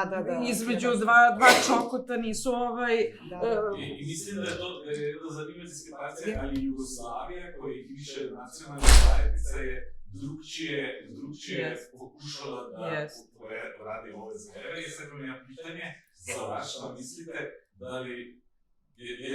je li moguća evropska kuhinja EU? Ne. To može zamisliti. Ne samo kao zbir, i kao što je bilo u Jugoslaviji, samo kao zbir različitih kuhinja i radost zbog različitih kuhinja. To ćemo napisati projekt evropski, pa ćemo na kraju će biti EU kuharica kao knjiga. Ali vratimo logiku sa ovo čemu smo razgovarali, evropska kuhinja bi mogla da postoji jedino izvan Evrope. Znači u nekoj Americi, imaš restoran, pa kažu European cuisine, kao što mi imamo, ne znam, restoran Asian food. Da, a tu smo strpali i Japan, i Kinu, i sve, apsolutno sve što može, da. Ja, škaj mogoče samo da se vrnem korak nazaj k tej zaščiti, ne? Smo tle glavni moment, ponavadi veš te zgodbe, ki pridijo do nas v medijih, pač potem pihajo na neka nacionalna čustva, Hrvati nam bodo ukradli Teran, Hrvati nam bodo ukradli kranjsko klobaso in tako dalje. Ampak v osnovi tle zaščita je največkrat ali pa skoraj vedno je ekonomski interes. In tle ponavadi za tem vedno stoji neko gospodarsko interesno združenje, v primeru recimo kranjske klobase, GIZ kranjska klobasa, ki pač ima interes to zaščititi, da se bo stvar lahko pod tem imenom prodajala z višjo ceno, da pač bodo lahko pač prodajali neko stvar za neko večjo dodano vrednost in tako naprej, in potem pač kar pride do nas je največkrat ta zgodba v nekih sporih med Slovenijo in Hrvaško. Ampak to ni bistvo zgodbe. Do nas pač prije una medijska zgodba z nekimi pompoznimi naslovi, Hrvati nam bodo ukradli kranjsko klobaso, ampak v osnovi je bila tle ekonomski interes. Seveda potem to zbrca tudi neke nacionalna čustva, elemente in tako naprej, ampak v osnovi... Sam proces tega pripelje do neke kodifikacije, nekega novega statusa. Ne, to definitivno, ampak... Recimo zdaj je prav gotovo, kakšna je klobasa, prav gotovo bilo natančno določeno. Ja. Što mora biti kranjska klobasa, Zdaj obstoja neka Biblija kranjske klobase, se pravi specifikacija o kranjski klobasi, ki strogo določa, da mora biti najmanj 85% svinjskega mesa prve in druge kvalitete, ne več kot 5% vode, nobenih aditivov in tako naprej. Med drugim določa tudi obliko kranjske klobase, ki ne sme biti večja, ne vem, od 12, oziroma mora biti od 12 do 14 cm, mora biti ta špila in tako naprej.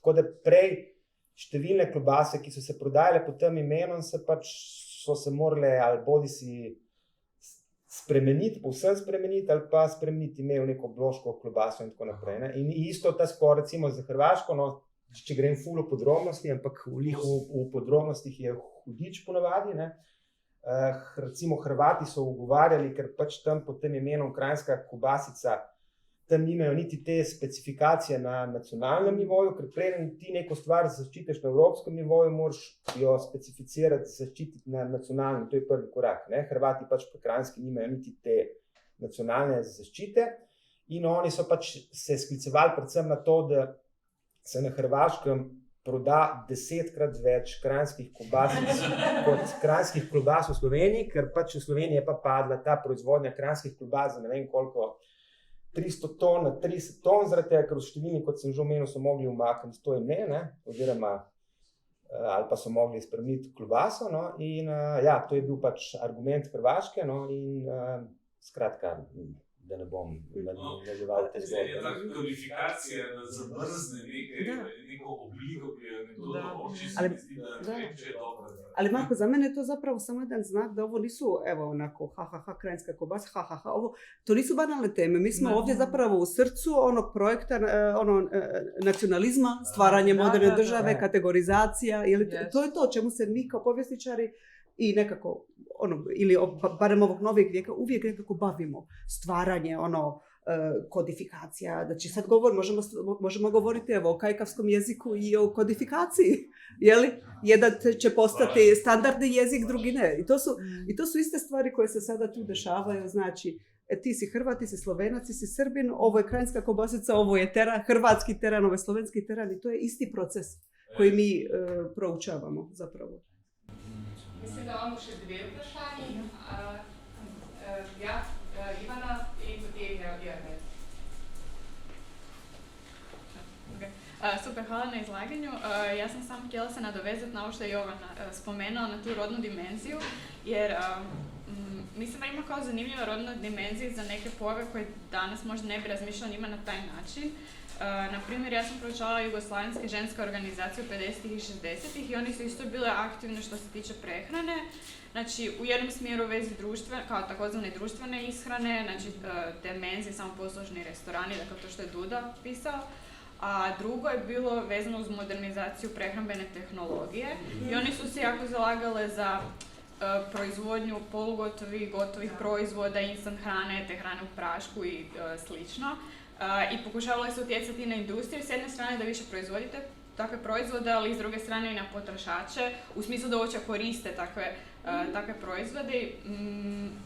Meni je to bilo zanimljivo, mislim kada razmišljamo o tim kao jugoslavenskim proizvodima u prahu, tipa Cedevita, Vegeta, instant juhe. I znam da je Podravka, mislim, ranih 60-ih čak slala svoje kao znanstvenike, zaposlenike u SAD da proučavaju tu tehnologiju proizvodnje instant juhe. Tako da ima i taj znanstveni moment i recimo transnacionalni moment. I meni isto to bilo zanimljivo, na primjer, u smislu da kao ta polugotova hrana njima ima neki taj emancipacijski potencijal, dok na primjer danas je ta polugotova hrana, instant hrana dosta loše percipirana kao nešto nezdravo i na primjer sad uz kao originalnu vegetu postoji Vegeta Natur koja nema taj mononatrijev glutaminat na primjer i onda kao zdrava verzija. Tako da mislim to bio sam komentar. Hvala puno, ovo je vrlo važno. Da. I zanimljivo mi je jer to je isto odraz tog vremena. Znači, znanost sve može, znači Jeste. znanost I opet ta zna amerikanizacija, industrije. tehnologije, mislim, to je pošto sam se bavila fenomenom amerikanizacije, zaista te teme, tehnologiju, tu jako malo je ljudi istraživalo, to je jako bitno, koliko je tu zapravo nove tehnologije, najrazličitije teme, bez obzira da li pričamo o supi iz kesice ili pričamo o nuklearnim reaktorima i uopšte nuklearnim programima jugoslovenskim, to stvarno je, da. I nešto što bi još dodala, što je možda onaj prvi vid, najosnovniji prehrane, a to je dojenje. I tu imate isto to, znači svi ja sam 80-ih odrasla u Berlinu, znači to je bilo to, ne doji se dijete, nego se kupuje onaj mlijekoprav, jer je to jasno da će sve dobiti. A sada naravno kompletno kako je to promijenjeno i to me vodi su na tu temu, što je isto jedan aspekt ovog gender regimes, kao što uvijek biva u tim stvarima, znači tijelo, žensko tijelo, kako to tijelo mora izgledati, da to mora biti vitko tijelo, zdravo tijelo i to je još jedna dimenzija koju ovdje imamo samo kratko, znači tehnologija plus tijelo, mislim da je to još tema kojom se moramo baviti, da. Hvala. Imam vprašanje za sojenjaka.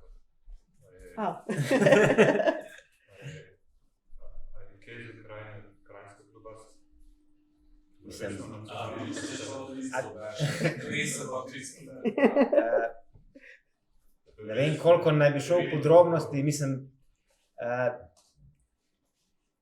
če se vrnem k zaščiti, in sicer na to zaščito kranjske klobase na evropskem nivoju sta prvo pač ugovarjali Avstrija, Nemčija, predvsem z argumentom, da pač tam je ta Krajner Wurst v različnih različicah, med drugim tudi kot Käser Krajner, da imajo, ne vem, Bauer Krajner, mislim, da enih 5 različnih variant imajo, da pri njih je to že več kot 100 let poznana, uveljavljena klobasa, pač glavni razlog je spet bil ta, da enostavno to v Avstriji in tudi na Bavarskem, vsej tle v meji se pravi v Nemčiji, na meji z Avstrijo, najdemo ogromno teh proizvajalcev Krajner Wursta in pač, če bi oni mogli umakniti to ime, bi bil to velik izpad dohodka, se pravi, odzadje je spet bil ekonomski razlog. Zdaj, ta klobasa, če jo primerjaš z to kranjsko klobaso, ki jo danes dobiš pri nas, ki jo določa ta Biblija kranjske klobase, je sigurno precej drugačna. Verjetno je tudi bila vedno drugačna. Že takoj, ko se je pojavila pač v Avstriji pod tem imenom, ni bila identična neki klobasi, ki si jo dobil na Kranjskem.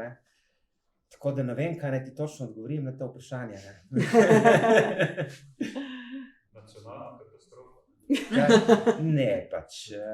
Potem tu odzadje je polno nekih zanimivih zgodb, ki mogoče ki dajo nek odgovor na to, a je ali ni. Zdaj, je in ni. Samo še ena ideja, ki sem jo dobil, ko je Ivana govorila, torej o tej emancipacijski vlogi, torej, bom rekel, gotove hrane.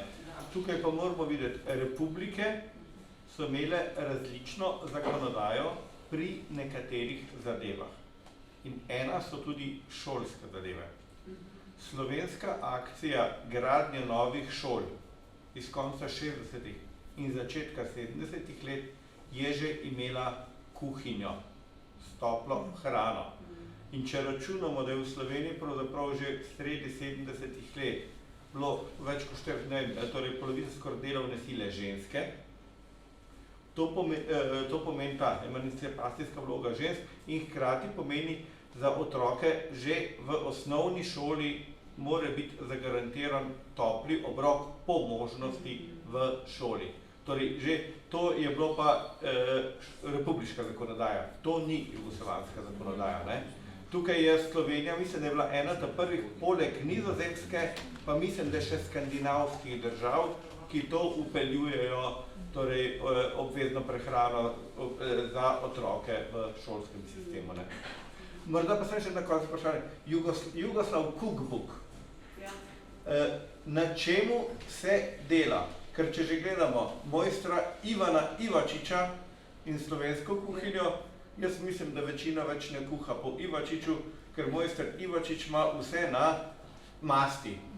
Danes vemo, da se vsi odpovemo masti in da kuhamo na olju. Medicina kaže, da je mast zdravija, da je v masti dobro kolesterol olju. Da danes pratiče se.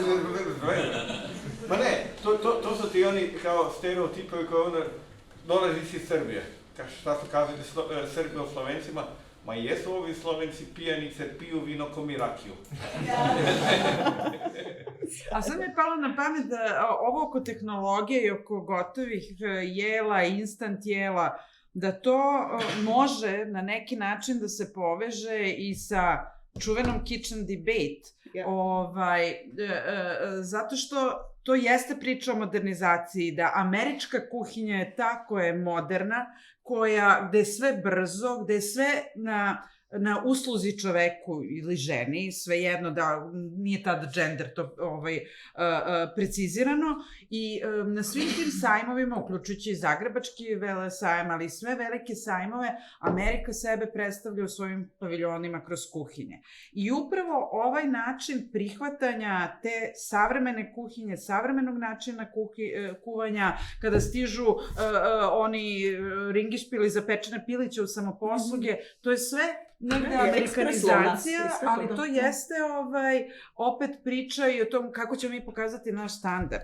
Nećemo kao oni kada otvori se sovjetski frižider 3 tegle domaćih ukiseljenih proizvoda, nego ćemo mi da imamo instant picu, supu iz kesice, hoće da ima knedla, hoće da ima rezance i tako dalje. Tako da to jeste opet i može da ima tu dodatno hladnoratorsku dimenziju opredeljivanja Jugoslavije, ne samo šta će da prihvati, nego kako sebe hoće pokaže. Zdaj, po mojem, ena stvar, sem na hitro prelistal kazalo, ki mogoče ni prisotna ali pa dovolj prisotna v tej knjigi, ki po mojem je bila tudi pomemben moment pri gradnji te jugoslovanske kuhinje, predvsem na bolj, rečemo temu, reprezentativni ravni, je turizam, po mojem. Da, čudo, pa kad je Igor Duda više hteo kantine i petogodišnji plan, zapravo je turizam jako bitno. To je po mojem zelo važni moment, ki pač manjka v tej knjigi. Mi smo ga zamolili za turizam, ali ne. Tako je bilo, evo. Tako je, ne, second volume. Kuha se second volume. Tako. Da. Mogoče kakšno vprašanje?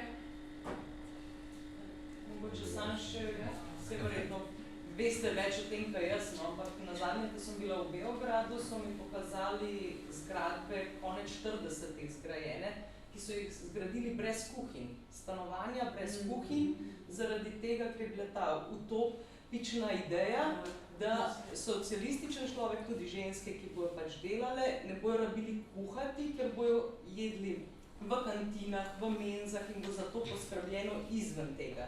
Seveda teh zgradb ni veliko, ker se je zelo hitro pokazalo, da so zelo nepraktične. To je bil tak eksperiment, ki ni uspel, ampak jaz sem zvedla to prvič v Beogradu, ne vem pa, če veste, a je še kaj blizu sajma, je najbolj znana.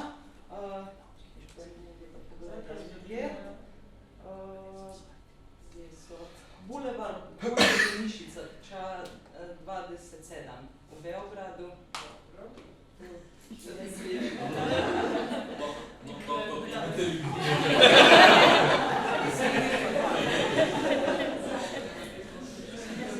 sada nasproti tega novega kompleksa Beograda. Ja, blizu. Se tudi Beograd pri vodi, kar še po mojem nima predosti. Če smo že pri tem. Open space,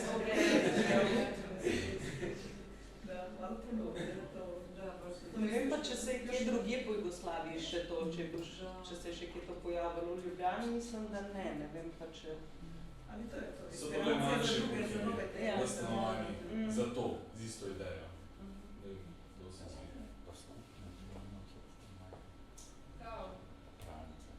Jaz ne vem za vas, ampak moj želodec me Ovo je težka tema. da treba nekaj ukrepiti.